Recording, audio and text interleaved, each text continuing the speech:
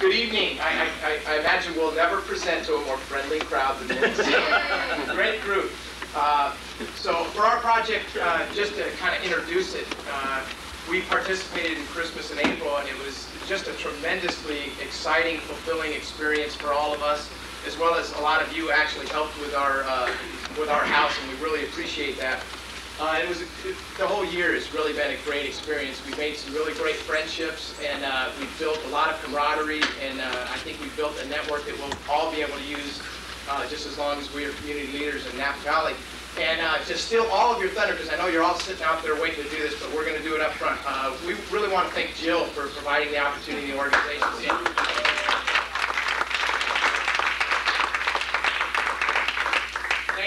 Thank you very much, Jill. And so moving right into our presentation, what we really wanted to look at was what was the one thing that really brought our project team to focus and really allowed us to come up with a project that we felt very good about and that we really contributed to. And that really was our vision statement from the very beginning as we struggled through the different projects that we were interested in, and we went the gamut of this huge sort of undertaking to, smaller projects, and then really came up with one that we really think did contribute to the Napa Valley in a very meaningful way, and contribute certainly to Eva's life as we restructured their house. And it's just interesting that as Jane was trying to sum up our whole project, she asked all of us this question, what key learnings as a leader did you learn as you went through this? And as I thought about that, what did I really learn through this process, other than it took a lot of time, was, it's really important that you get on a team that has these type A kind of personalities that, you just kind of throw it to them and they run with it and they go. It's a real simple success story, if you can do that. But I really do want to thank them. They really made it, in a difficult year for me personally, they made it really easy to be a part of the team, and it was really fun working with them. So what we want to do tonight is do a little bit of a project overview, which fortunately, going first, we just did that. And then Linda's going to go into process and preparation, what the process that we went through in deciding, and then finally deciding on one and then preparing for that particular project. Denise is going to put a visual perspective on the actual event, the day that we participated in Christmas April. And then Jane is going to, as only Jane can do, is going to sum it all up. With that, I'd like to turn it over to Linda, who is going to talk about process and preparation.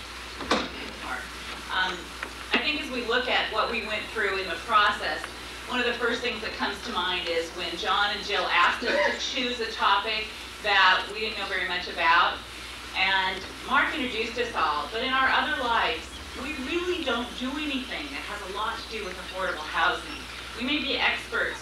Mark's a high school principal, Jane is a nursing administrator, Denise is a banker, and I'm a Girl Scout executive. It has little that we thought to do with affordable housing. We learned a lot during this last 9 months. The first thing that we had to do in defining this was what is affordable housing? And that was, what is the definition of affordable housing? Well, the first thing we did was take a look at what Webster's Dictionary says. Affordable, the cost of which is manageable without serious loss or detriment. Housing, shelter, lodging, dwellings provided for people. We all kind of looked at each other and said, I don't think that really tells us what it is that we're really trying to find out. So we looked and we found out that the definition, as the U.S. Department of Housing says, is households should not pay more than 30% of its gross income for housing. We still were a little unclear about what, as a group, we needed to do for affordable housing. And it became very apparent to us early on as we went to our early sessions, and affordable housing began to be mentioned in a lot of the presentations that were out there. And in fact, when we went back and looked over the past year, 7 of the 10 presentations that we had talked about affordable housing in some aspect. So what do we do next? We better consult the experts. There's a lot of people out here in the Napa Valley that are talking about affordable housing. So if you look at the list of experts that we talked to, we divided it up among the group. Danda Whitford, Grania Lindbergh, Susie Schenk, Jean Barstow, Dan Ward, Peter Dreyer, Janny Gomez, Cheney Dallaire, Tony Horvath, and Dan Corsello. All those folks were experts in the field of affordable housing in our minds and what other people told us. Well, we were still a little unclear because one thing we began to learn as we talked to all these people, there was another component to this. That was consult the politicians, because affordable housing has a little bit of a political tone to it in the Napa Valley. I don't live right in Napa, but I learned about the two words Las Flores very early on, and that kept coming up. So we decided that we better consult the politicians. So we had discussions with Jill Teckle, Catherine Winter, and we attended Napa City Council meetings and Planning Commission meetings.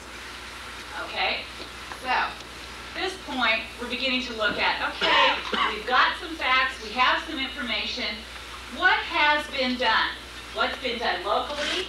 There have been a lot of things that have been done, especially recently. We reviewed the affordable housing white paper that had been done. We reviewed the report from the Napa Chamber of Commerce on the Legislative Review Committee provided on affordable housing, and we looked at past LNV projects. And then we looked also regionally. Marin County Housing Authority had done a big video. We looked at the nonprofit housing associations, education, strategies. There has been a ton of information and material out there. And from that, we defined what we felt were the core issues in the Napa Valley that we talked about, that we saw. One was community acceptance and realization that affordable housing was an issue and important to all of the residents of Napa Valley. Second was, how are you going to fund it? Funding was important. There's not enough money for affordable housing. And the whole issue of location, where is it going to be? Everyone seemed to talk about the whole NIMBY issue. We spent a lot of time to this. We got to February, and we had spent a lot of time. And I would say if one of the goals of being on a project team is to learn something you didn't know a lot about, we all have a much greater awareness of this problem. Okay, it was time to make a decision. We had, as Mark said, gone the gamut, and we really were scratching our heads. So what did we do? We went back to our original vision. What did we want at the start to do? And it really was that we wanted to accomplish something. We wanted to have a direct impact. When we took that into consideration, we felt that we could make a small impact by making a big impact in one person's life. Denise is going to tell you about our day. Okay, the project. A little bit of background on Christmas in April. Christmas in April, Napa Valley began 2 years ago. It's part of a national program which began over 10 years ago on the East Coast. Christmas in April in Napa is a one-day blitz to repair or refurbish a low-income homeowner's home. And there's a great emphasis on the elderly and the disabled. Anyone can refer a home to Christmas in April. That's my father. Thank you. That's my comfort zone now. I know the inscription. Anyone can refer a house to Christmas in April. A friend, a neighbor, a family member, a caregiver. Once a home is referred to Christmas in April, it goes to the Christmas in April task force, who will go out and look at the home and evaluate it for needs. And then as a home is approved for Christmas in April, it's placed on a list with the greatest needs making the greatest as a priority home. And that list becomes the focus of Christmas in April. How many of the houses get selected or get actually refurbished is determined by two factors. One is money, what is in the budget, what has been donated, and number two are the number of volunteers available to work on the homes. This year we were able to accomplish the refurbishment of 14 homes, which I think is quite remarkable. We did, Christmas in April did. When Leadership Napa Valley signed on as a Christmas in April house captain, we were assigned a house on Laurel Street, which we lovingly refer to as Eva's house. Eva's an 83-year-old widow who lives alone with her dog, Boots. And we began our project, we divided up into task groups. Linda, Jane, and Mark worked on recruiting the volunteers, matching those volunteers with job assignments. They mailed flyers, they mailed letters, they contacted other Leadership Napa Valley groups. They were successful at recruiting, what, over 65 volunteers. And we were trying to get them for at least to sign up for a 2-hour shift. Some signed up for all day. It was quite remarkable. I know many people in the construction trade, so I volunteered to take on the hard hat in the construction tasks. The original wish list for the house included ceiling repair, possible fence replacement, grab bars and railings, shower seat, new carpet, paint the interior, paint the exterior, and landscaping, all of which we knew nothing about at all. I contacted two contractors that I met with. Tim Cooney of Cooney & Company went out there on the first site visit that I actually went out to Eva's house, and he put together a task list for me, which kind of prioritized the needs of that house and how we think we could accomplish them and how many volunteers it would take to do the job. And then Al Gillette of Alpine Construction. God love him. He's a wonderful gentleman, and he just really helped a lot. He made our supply list, and he also found more things for us to do to this house that I had nothing at all to know. Al also provided much of the construction guidance. Again, he visited the house with me several times. I think it was just to get a hug from Eva, but I'm not sure. He has been back several more times to get more hugs from Eva. So he could not be with us on Christmas and April Day, but bless his heart, he gave us Frank. And if any of you were out there on Christmas and April Day, Frank was the one that put up the fence. Frank was absolutely amazing, and he was a vital part of the day. He's an angel. 1 week, okay, here we go, this is the rundown now. 1 week before the one-day blitz, there was much to be done. We arranged to have Eva move in with her son and daughter-in-law into their house. Mark went out with some New Tech High kids, moved the furniture out of the living room into the backyard, covered it with tarps, and brought Eva's favorite chair over to her son and daughter-in-law's house so she would be comfortable, so the transition wouldn't be so bad, because here all these strangers had descended upon her, you know, for weeks. We were in her house taking pictures. 2 weeks prior to the event, Joe Threet donated an extermination. We had the whole house exterminated so the volunteers wouldn't have to worry about spiders. I wouldn't worry about it. Paint and supplies were ordered at Sherwin-Williams. And then 1 week prior to this one-day blitz, Carl Rasmussen went out and power washed the exterior. George Blevins went out and taped, textured the living room and dining room ceilings and repaired some major damage that was above the kitchen stove. This is all donated. Everything they did was donated. Carpets were ordered from Carpets Unlimited, donated by Janice Clifton. A new door was donated by Tom Lowenstein Sr. of North Bay Plywood. Fencing was ordered from Central Valley at a discount. Thank you, Kathy. And an electrical inspection was completed by Napa Electric and donated by Ruben Perez. Railing materials were brought to Rich Hancock Construction, and he preset the posts. So when we were there on Christmas and April Day, we could just put in the railings. We didn't have to worry about the cement drying. Paint supplies were picked up, the old fence was removed, and Frank again set the fence post so when Christmas and April Day came, we could just put the fence up. And then the dumpster was delivered to the site. This dumpster was as big as this table is long and as wide from there to here, and I looked at this and it's as big as Eva's house, and I thought, no way are we going to fill this dumpster. And it was not only full, we had stuff all over the sides. We couldn't get it all in. That's how much work we had to do at that house. On Saturday, it was blitz time. The 4 of us arrived at 7 a.m. and we set up our command center. Linda and Jane manned the volunteer desk. Mark had his sea phone all charged up and his tank full. He was our gopher. He was going to go do anything we needed him to do. And I was there to point the volunteers to their supplies and to find their assigned jobs, put them in their little places.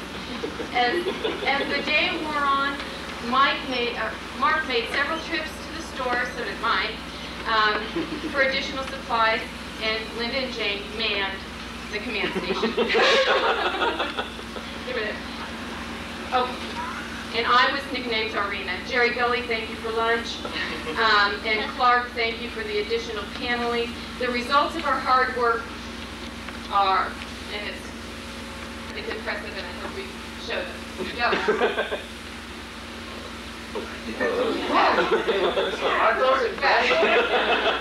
It was a really quick blip.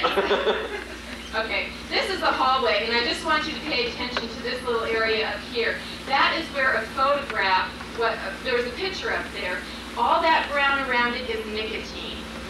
Our workers had to clean all of this nicotine off. They had to repair this area, tear up the carpet, and this is the ending result.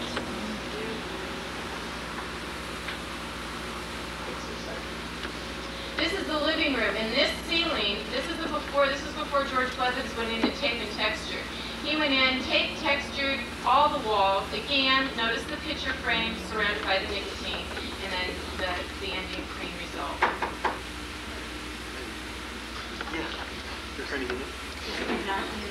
This is the backyard. This is the old crumbling fence that fell down, our new fence that's replaced. This was an old shed full of stuff. The New Tech High kids just loved it. There was a little gym set in there. They cleaned that place out, set up the weight sets, and we told Eva she could go out there and work out anytime she wanted to.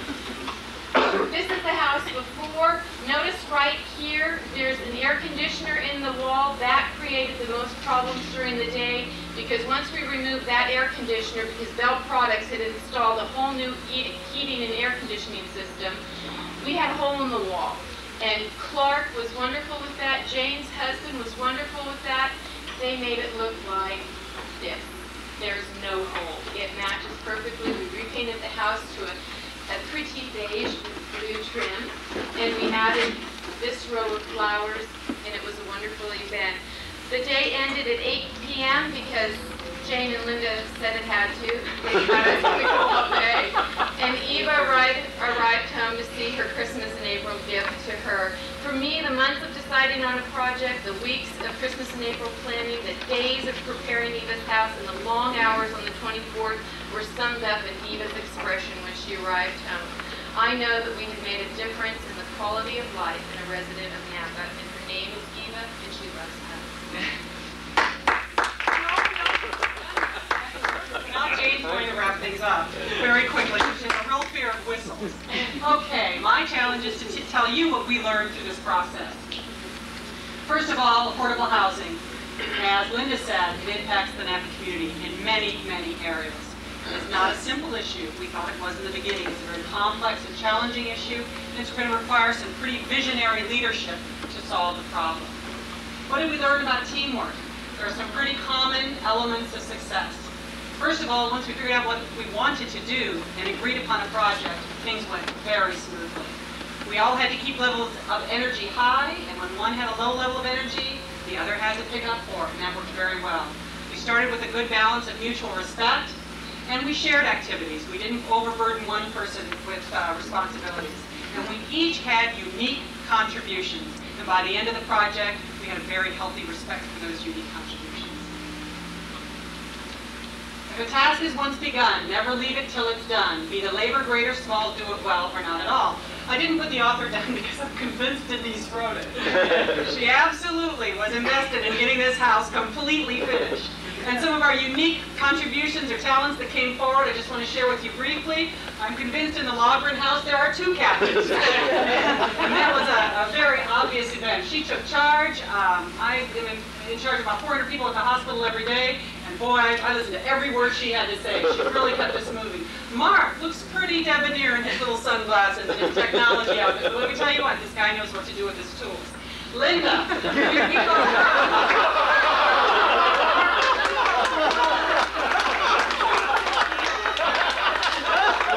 Linda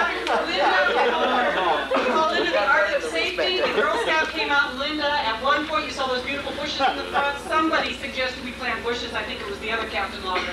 And so we got a pickaxe, and I had about 7 adolescents with pickaxes shooting, up and down like this, and I went into total panic. And Linda came around the corner and I said, Linda, we need some supervision. And she came out and said, okay, we are going to create an ark of safety. And those adolescents followed her. And I come from a long line of Benedictine nuns, and the Benedictines' mission is to provide hospitality, and I think I did that very well. Very good. Okay, so what did we learn?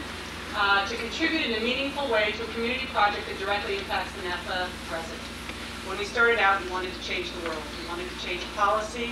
We wanted to make a huge difference, and we thought the only way we could do that is if we did something very dramatic in Napa. When you look at this picture, I think you'll agree that our original vision was surely realized, and we did do something dramatic.